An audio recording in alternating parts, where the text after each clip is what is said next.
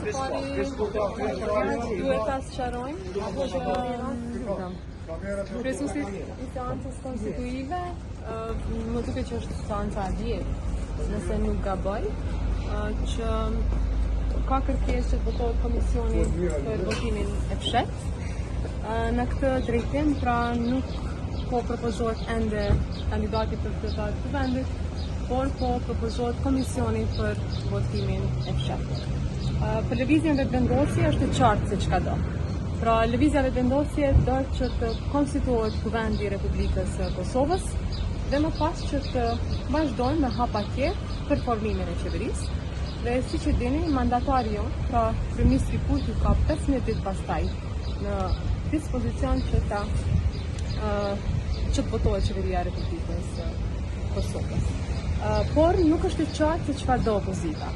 Pra në vazhdimsi, siç keni parë, kanë qëndrime të ndryshme. Është e qartë që ata kanë preferenca, kanë emra të përveçëm. Ne bazohemi në të drejtat kushtetuese dhe kur jemi këtu, të drejtat kushtetuese vlen më shumë se çfarë do preferencë tjetër.